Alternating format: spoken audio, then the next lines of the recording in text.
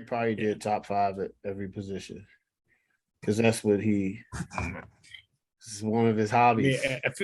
I feel like he's actually got that fantasy knowledge. Yeah, he I could probably. I don't have that much. He could probably break down, what's going on. But I don't know. This year, I do want to add a fantasy segment every week. Whether it's like, I don't think it has to be too in depth or anything major, but I don't know. I think Craig. That's gonna be Craig direction of where we going at it. I mean, I don't know. It's kind of hard for me to do fantasy and like speak on it because I don't have like the same players in every single league. I'm in so many different ones. It's kind of crazy. But I mean, I've been doing it for a while, so I mean, I can talk about it. But you definitely could talk about it. You could probably write a book. You seriously, man, you could probably like break down different draft strategies and how they work. I do have my pet peeves when it comes to fantasy, what I like and what I don't like, and what I can. In like different leagues. Yeah, well, like what I expect in leagues, like I had to me, it has to have a PPR. Like that's one of the bigger things that I look for. PPR. Yeah. I look for that every time. You know what I'm saying? Stuff like that. Like if it doesn't have PPR, I'm not doing it. I don't know. There's certain stuff that I have to have in my drafts. Quarterbacks, I like them to have 6 points for a touchdown. If they don't, they have like 4. I got to have some type of points for a completion or points for an attempt or something like that. Give me some bonus points if you get 350 passing yards or something. Yeah. Work with the 4, but I'm not really a fan of it. But stuff like that. Yeah, I like that.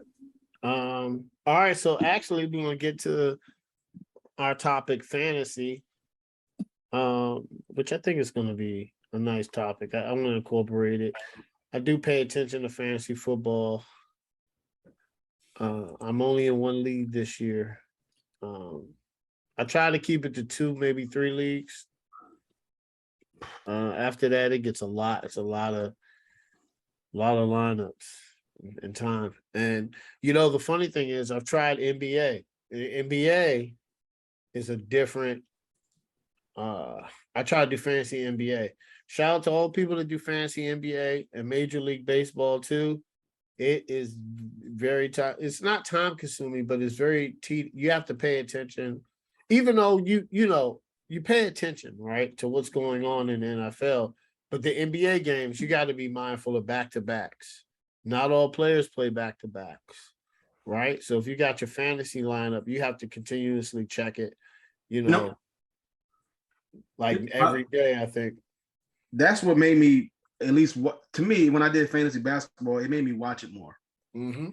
I was more engaged in the NBA this past season than I've been in a while because I played fantasy. So that's I think I'm going to do it again this year. I think I've gotten invited to do hockey. I don't really know anything about hockey. I would do it for free. I don't know if I would pay my money for it, but this is a pay league. Mm-hmm. But I mean, I think I don't know what kind of league it is. It might be a dynasty hockey league, but still, like I don't know nothing that much about some of the players, but I mean, I might try it out. Maybe it'll get me watching hockey more. Yeah. Baseball, kind of the same thing. I'm not into fantasy baseball or nothing like that. I haven't done that yet. I might do it next year. Oh, fantasy baseball? Yeah, it might get me watching it. It's just something that, especially when it's boring in the summertime, there's nothing to do. I might just like, okay, I got this dude in my lineup. Let me see what he can do or whatever. And at least that's how I did for basketball for me. But I like basketball, so it was an easier transition. But I don't know, man. I was invested. Yeah, man. It's funny. I probably NBA. It probably takes around. I really start focusing in on it probably around Christmas. A lot more. I watch the games, right? Just like college football. I watch, but when NFL season here, I watch the NFL a lot. I do. It's Thursday night games. Then you got, and now y'all. I don't know if y'all noticed, the NFL is creeping these Saturday night games. More and more. I wouldn't be surprised in a couple of years we start seeing them, right? Not leak into the college football, but it's going to be Like when does college football season end, Craig? When does it end? Yeah. The last bowls are January. Yeah, like first week of January. Like When I does mean, the like the season- regular season ends in like early December. So that's what I'm saying. And the NFL is probably looking at those free Saturdays. They can have some NFL Saturday games. I think they're gonna probably, in a couple years, we'll see that. We'll see the NFL have Saturday games. We'll see an 18-game season, and they're gonna add another playoff game. And then they might go down to 2 preseason games, maybe 1. That's how I see it going.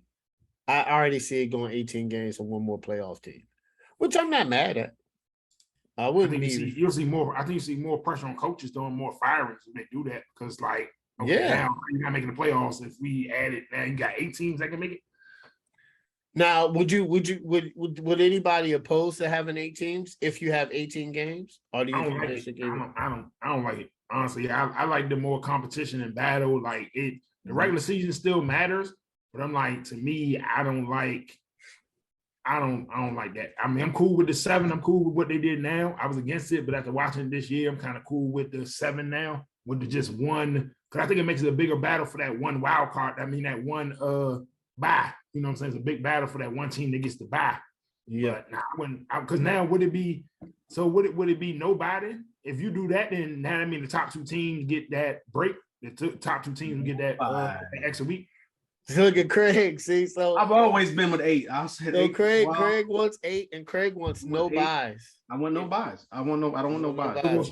So Craig, you saying go straight into it? Like no buys, everybody just play that weekend? I mean, if you're the number 1 seed, if you can wait, I mean, since you're number 1, you can play Monday or whatever gives the team a little bit longer of a rest because they got the number 1 seed, then that's cool. But I mean, like, I just want to have 18. I know it's gonna obviously maybe like overpopulated a little bit. It's gonna make the league half and half, basically. Yeah. Half in, half out. But I like 8. I don't like the 17. I don't think it's dumb. Yeah. I just don't like uneven amount of games. Makes sense. There's no pro sport in American sports that I can think of that has uneven amount of games. So I don't like that. I like 18 or I like 16, and I like 8 teams. Yeah. I understand the no buy. I mean, think about it. They got rid of the 1 buy, and the 2 teams with the buy last year didn't even make the Super Bowl. How many teams from that get the bye week make the Super Bowl? It's not.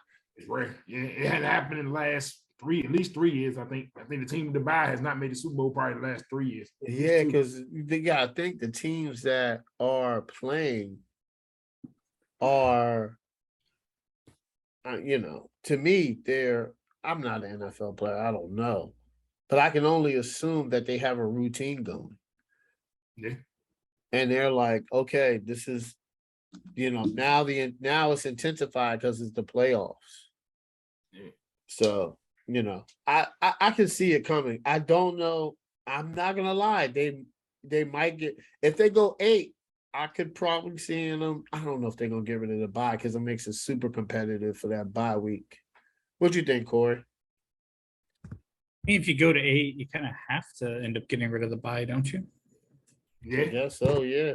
You had to play. You had to, because doing that, you would, unless you would add another weekend and push the Super Bowl back, you would have to do everybody play that same weekend, or everybody plays that same.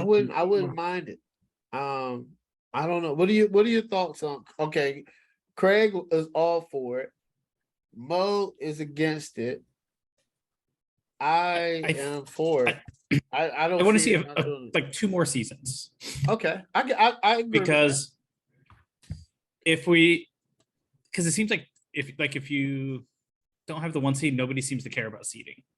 So if the bye and if the seeding becomes less important, then you might as well just add the 8th team in, get the extra playoff game, and get the playoff revenue, like the television revenue from that. Yeah. Because the only thing that really makes the bye special is that it keeps things competitive in the regular season because people are vying for it. If nobody's really vying for it, then what's the point? Yeah. So the CBA ends 2030.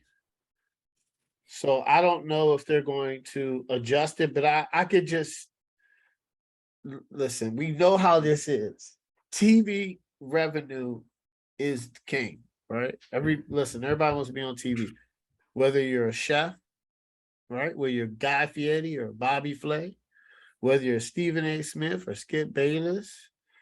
Well, it doesn't matter. TV is. I don't know. I think if you want to have a buy, let's work for it. Like, I think make it mean something. So I feel like being the number one seed should come with something. You know what I'm saying? Like, I get it, but it's like it don't come with nothing in the NBA. Nah, it doesn't. But I mean, it don't come. A home court throughout, but then you know what I mean. There ain't no guarantee you won't make it to the championship. So I see what you're saying. It's not guaranteed.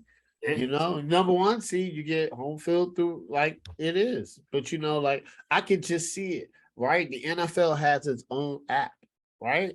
Everybody's streaming. Amazon is now Thursday Night Football. I can only imagine that it benefits the NFL and it benefits the players to cut back the preseason games, right? We already now hearing that joint practices are much more better than preseason games, and players don't get. Well, I don't know if players don't get hurt, but you'll be able to. Preseason is for roster spots, so they're going to have to angle at a different way. But I think they're going to add 18 games, and I think they're going to add an 8th playoff seed, and they're just going to have no buys. And I think the TV revenue is going to be crazy. Because think about it, who's not going to want to see that? I mean, it's like this year's AFC, I'd rather see an 8th playoff team. Yeah. Yes. Because those are going to be all really good football games in the playoffs. Yes. NFC, we'll do without the 8th team. But. We'll get to that later. But right now, let's talk about this fantasy football predictions. I did put top 5 in there, but I did have a couple of people I think that NFL players that are going to break out, and I can go by it. I can tell you who. I can start this off. Like for quarterbacks, so we're doing quarterbacks, running backs, receivers, tight ends, and defenses. So you could just sprinkle in a couple, just give your reason. Like for quarterbacks, I think Derek Carr is going to have a breakout candidate. I think not with Devontae Adams, Hunter Renfrow, Darren Waller, right? But I think the most important piece is Josh McDaniels. We don't know if he's a good head coach, but he's a really good offensive coordinator. So we're going to, and he has Derek Carr, and he saw the writing on the wall in New England. We're going to be honest, okay? He has Derek Carr, Devontae Adams, Hunter Renfrow, Josh Jacobs, he's a decent running back. So, and I think Jameis Winston, I think he's going to have a good year. I think he has 3 good receivers, Jarvis Landry, Chris Olave, Michael Thomas, and Alvin Kamara. I think they are like that. I think they're going to have Jameis is going to have a bomb year. I think the Saints are going to be good. I have Trevor Lawrence. Hear me out. I think he has a better season than he has last year. I think coaching matters, and I think the quality of coach. I'm not saying he's going to have a Patrick Mahomes 50 touchdowns, but he's going to have a better year than expected. He's going to have some really good fantasy games in there, and they've upgraded the offensive line and the wide receivers. I think he's going to have a good year. And the running backs, even though I wanted to draft him, but I didn't, I think James Conner is going to have another stellar year. He's going to get a lot of red zone touches. He's the only back there. J.K. Dobbins, he's not healthy for number one, but I think by the time week 6, and I did draft him, He needs to be on IR, Corey. But anyway, let me stop. But he's not ready for week 1. I think he's going to have a phenomenal year, especially the Ravens. They like to run the ball. And Travis Etienne, I think he's going to have a good year. I think he's going to play a big role for the Jaguars. Wide receivers. I know Corey's going to say this. I think Michael Pittman. I think Michael Pittman's going to have quality quarterback play. Yep. I think Michael Pittman's taking the next step. And I'm mad I couldn't draft him. He went fast. Couldn't draft him. I think Juju Smith-Schuster is another one. Patrick Mahomes like him. He's in the slot. I think he finally, to be honest, he's not the primary receiver. And we've seen him as a primary receiver, which is he's not good. He's not. We gotta face the facts. That's a real thing that he's not a number 1 receiver. And it's okay. But if you're a phenomenal receiver, you're just not the number 1. It's okay. I think he's gonna do really good. Who else do I like at receiver? I think that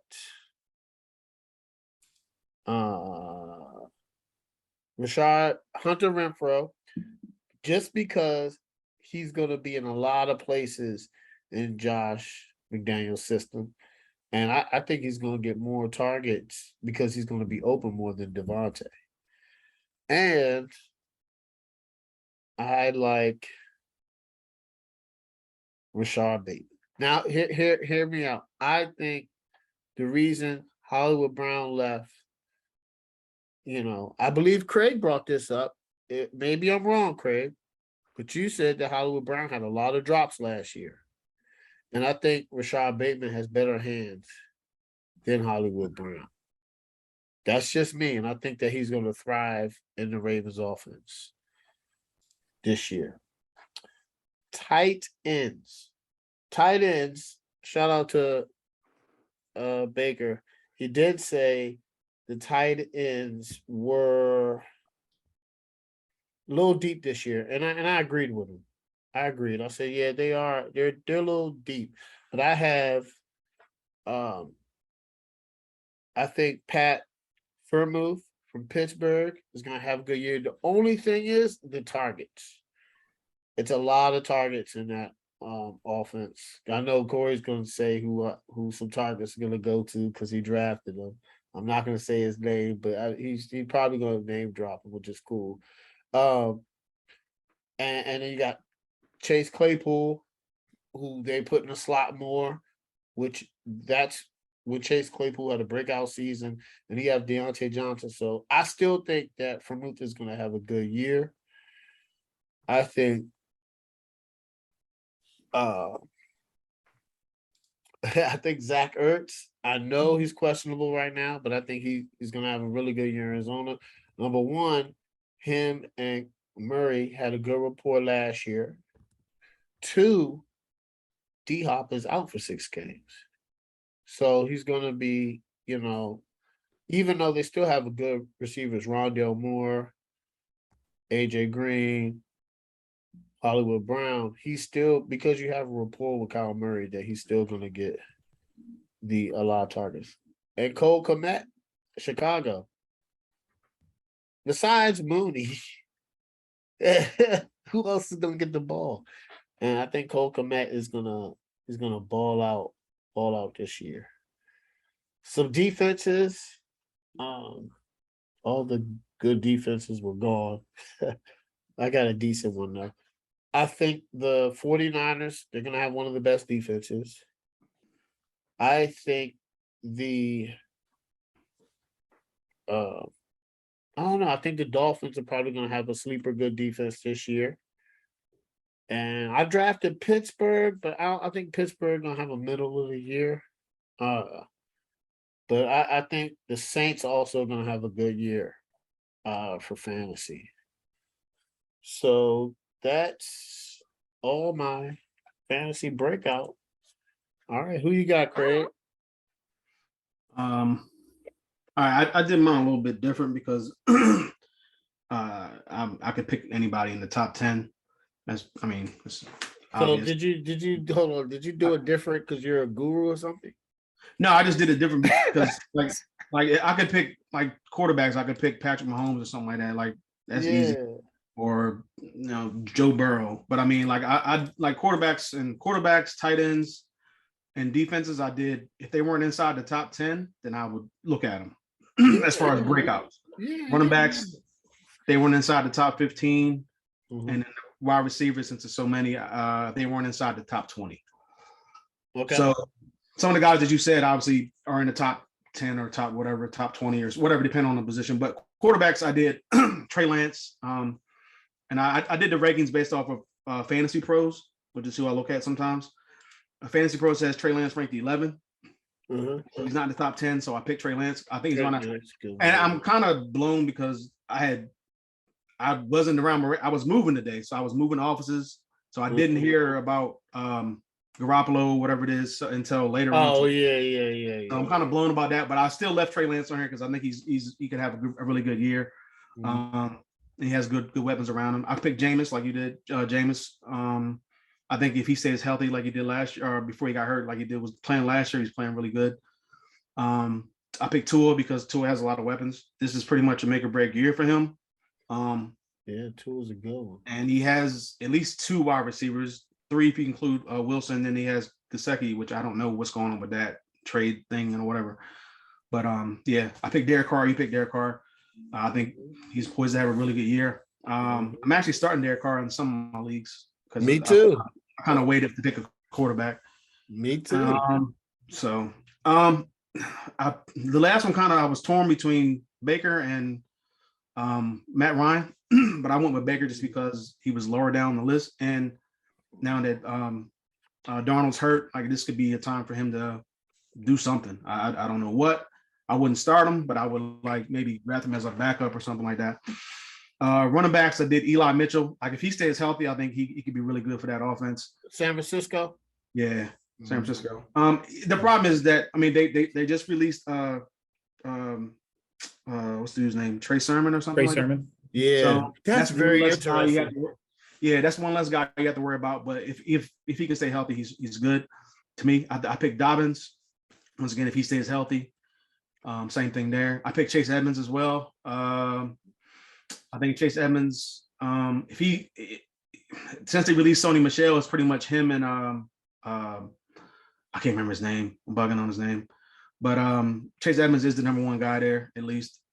I was gonna pick dude from Arizona, but he was in the top 15, so I couldn't pick him. But I did pick Travis Etienne from Jacksonville. He's healthy this year. Looks like he's gonna be the starter, so I like him. And I don't know about this one, but I went with CEH. I think if he can, he's never healthy, so I don't know why I picked him, but I think if he can stay healthy, since Clyde Edwards-Helaire.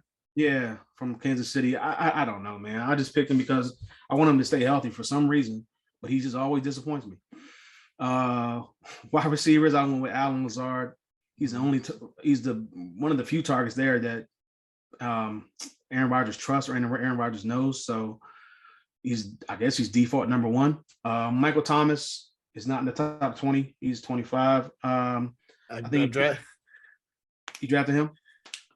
I think he's going to have a good season. If he can stay healthy, from what I've been hearing, he looks good. Like he's never missed a step. I think if he can get on the same page with Jameis early on, I think it'll be fine. I picked Bateman as well. He's the number 1 guy there. I think he has really good hands, like you said. I picked Juju. Maybe he'll show up. I don't know. I don't know if he's the number 1 guy there. Maybe not. But I mean, he's the best receiver I think on the team, unless Sky comes out of nowhere and does something in his rookie season. I picked Gabriel Davis. I think Gabriel Davis is ready for a breakout year. I think he could be a top 10 guy by the end of the season. I think he's really good. I think he's poised to have a really good year this year. He's actually, according to Fantasy Pros, he's ranked 32. So I think he could be in the top 10 by the end of the season if everything goes right for him. Tight ends, I got Fairmouth as well. He's just outside the top 10 at 11. I got Njoku from Cleveland. He's okay. been around for a while, it seems, but he just hasn't really gotten the quarterback help or gotten the targets or just hasn't been able to stay healthy. So maybe he'll do something this year. I got Albert. You know what? The guy from Denver. I don't know how to say his last name. Oh yeah. Okay. I'm not messing with that. I think he could be straight. I got Irv Smith from Minnesota. A lot of targets to go around because you got two good receivers, but I think he could be solid tight end. And he got Robert Tonyan. Last time Tonyan was healthy, he had like 11 touchdowns or something like that with Aaron Rodgers. So I think if he can get back to that again, he didn't have a lot of targets or a lot of catches, like 50 something catches, but and like 600 yards. But I mean, he had like 11 touchdowns. And once again, there's no receivers there really, and that was with Devontae playing. And then defenses, I got Green Bay, I got Baltimore, Miami, Cleveland, and Philly. All of them at 11 or lower. So yeah. All right, Corey. I like that, Craig. I tried to do the same thing. I didn't want to pick, Patrick Mahomes. Man. Let's stretch our minds a little bit. A little bit. So I didn't actually read the thing. I just saw the topic, and my understanding from last week was just picking 5 people total. So I just have 5 guys. Okay. Oh, that's cool. Overall, but they're not going to be. They're not going to be in the top 10, guys right? that are outside of the first 2 rounds. So it's at least somebody that's going to should be able to provide some value. So in no particular order, you did nail one right on the head. Michael Pittman Jr. He took a step forward last year. Showed flashes of being able to be a number 1 wide receiver. I expect him to take another step this year. I think working with Reggie Wayne all camp will be really good for him. He has taken on the role of a leader in the locker room as well. But he's a tremendous run blocker, so he'll never leave the field. He can high point the football and is great at jump balls, so he'll get plenty of red zone targets from Matt Ryan. And he's also really good after the catch with the ball in his hands, even though he doesn't have elite speed. And I think Matt Ryan will be able to put him in better situations to be able to catch the ball and do something with it. So I think he's poised for a monster season, like 120 receptions type season. Okay. Not to be a homer, but I also went with Nyheim Hines. Okay. 2 years ago, he set a career high with 62 receptions. Last year, he was a fantasy letdown because Carson Wentz just doesn't check down the football. Matt Ryan may not be the check down guy that Phillip Rivers was, but Matt Ryan will at least check the ball down to his running backs when need be. And Frank Reich has also talked about in camp wanting to actively get Hines and Taylor on the field together and split out Hines as a receiver more often this year. So I think Frank Reich is going to scheme up more touches for Nyheim Hines this year, which I think will give him the ability to potentially be a flex option mini weeks and like an RB2 and flex for your bye weeks. Yeah. Another guy for me, Cortland Sutton. I have felt he is a legitimate number 1 wide receiver in the NFL when healthy. Unfortunately, the last 2 years, he just hasn't been completely healthy. I think he'll be back to full strength this year. And then you throw in having a legit quarterback and Russell Wilson throwing him the football. And I think he will be poised for a big time breakout this year. Another receiver for me, Joshua Palmer with the Chargers. He's going into his second year. As a rookie, he didn't see the field much for the Chargers. He was their wide receiver 4. But the last month of the season, he started to see the field. In the last 3 games of last year, he averaged 7 targets a game. I think going into year 2, he'll take that step forward. He'll take over the wide receiver 3 role in an offense that I think is poised to throw the football a lot. And you also have to consider, I think there's a decent chance that either Allen and or Mike Williams end up missing some games because it'll probably happen, which will give Palmer an increased opportunity at production if one of those 2 guys are out. And I think he's a low risk, high reward guy that you can get at the end of your draft. I know I was able to pick him up in our draft off the waiver wire to replace Brian Robinson. Yeah. Yeah. I just for the saw last one, that I too. was about going to say go. something, Corey. Well, see, I was trying to wait for Robinson to put him on IR, but for some reason, everyone has him listed as questionable, as if he's going to play after getting shot. No, he needs to be on IR. I think I may, as commissioner, make an executive decision and just put him on my IR when they finally make that adjustment to him being out. But yeah, I don't think nobody's gonna pick him up. Anywho, I was going to go Dameon Pierce as my last one, but I feel like he's not really a sleeper or anything anymore. Like, he's the established RB1 in Houston. They cut Marlon Mack. And so I don't really think he's much of a surprise for anybody. So I did go J.K. Dobbins as well. I'm sure Gus Edwards will likely vulture some touches even once Dobbins gets back to full strength. I saw some video of him out on the practice field today. He's starting to look pretty good. And I know they just signed Kenyon Drake, but I don't know how much Drake really has left in the tank. I think that's more just to get them by until Dobbins is 100%. They don't have great depth of receiver. They do have a dominant tight end, and Isaiah Likely has looked really good for them so far. But I think Dobbins is by far the most talented running back on that roster in an offense that is going to run the football a decent amount. So once he's healthy, I think he could put up RB1 numbers for you. Yes. All right, Mo. Fantasy football. All right. So I thought the same thing that Corey thought, but I'm gonna That's good. That's cool. I'm gonna go about two at each position though that I like. And I'm basing this off a motivation factor. I'm a firm believer once your back is against the wall, people put that pressure on you. It is going to break. Is it going to bust pipes or you going to show up? So I'm going to go at quarterback. I'm going to go Jameis Winston and Jalen Hurts. I think both of them going to have big years because pressure is on you. Expectations are high. I expect Jalen Hurts. I don't really believe in him, but I think either he's going to show up because he has the weapons now. You have the weapons. So I think now with what you have, you should be able to come out there and put up some numbers. Running backs, I like J.K. Dobbins. I love J.K. Dobbins. Also, honestly, I don't know if he was top 10 last year, but I think I'm a homer for this situation. I'm gonna go with Gibson. I think Gibson is going to ball out this year. I know some of the fumbles been the issues. I think before the shooting incident, they even had what's name taking first team reps. The running back out of Alabama was taking a lot of the first team reps. So I think that might motivate you. Like either he's gonna make you or break you. Wide receiver, of course, he hasn't been in the top 10 for the last year and a half, 2 years because of injuries and stuff like that. I think Mike Thomas is going to resurface. I think Mike Thomas is going to have a big year if he stays healthy with the weapons there. I think he's going to have a big year.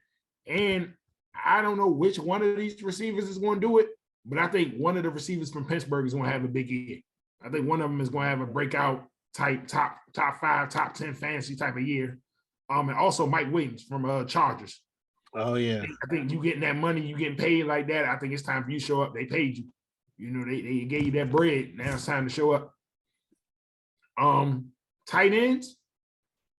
I know he's on a bad team because of the trade, but I think because of what the offense is going to need to be in the beginning, I don't think they're going to be able to take those deep shots.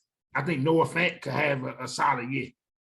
Going to Seattle, I think when you sit there, you had to take some of them underneath throws, some of them short throws. I don't think they're going to come out there off the top and be able to rip it to DK and to Tyler Lockett right off the top.